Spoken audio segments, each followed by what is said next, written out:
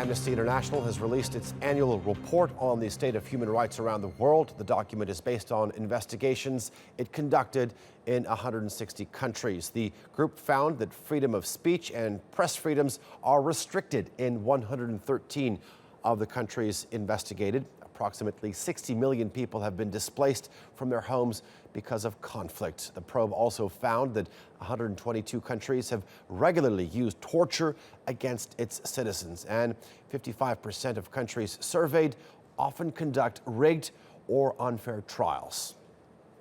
Let's get more on this. John Dalhusien is the director for Amnesty International's Europe and Central Asia, and he joins us now live. John, thank you very much for being with us. Now, the issue of asylum seekers is at the core of this report. Tens of thousands have been turned away. What countries are we talking about, and what kind of human rights abuses are we talking about? Well, there are different arena in which this is taking place. We saw last year in the Pacific, notably with Burmese refugees being ping-ponged between a series of neighboring states at sea at great risk to their lives and access to refugee protection. If you then look westwards in relation to the Syria conflict, you've got countries like Lebanon, Jordan, Turkey increasingly closing their borders or imposing restrictions on Syrian refugees fleeing, particularly in the light of the intensification of violence with Russian involvement in the last few months.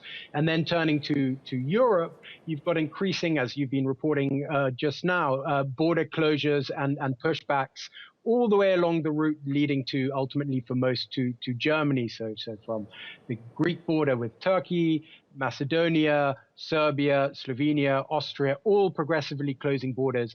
The issue here is you've got a structural, systemic, pan-global rejection of some of the fundamental principles of the Refugee Convention, that protection must be given to those fleeing conflict and persecution where people arrive, not where states want them to be going. Okay.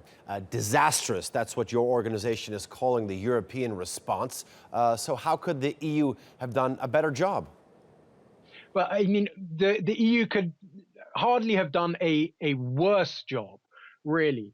The saving grace for much of last year was that there was effectively a path, a relatively organized one, that would lead from Greece to Germany.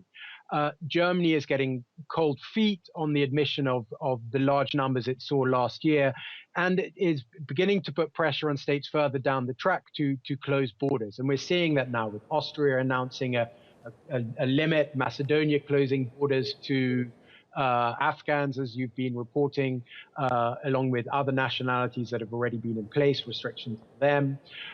So really, a number of things need to happen. They need to find structural, safe, legal routes for refugees, notably those in Turkey, can arrive safely in Europe, a much more ambitious resettlement program.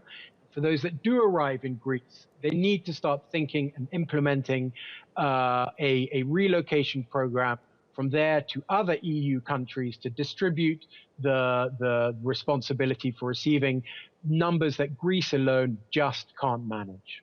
All right. Amnesty International's John Dalhusien joining us live. Thank you very much for that.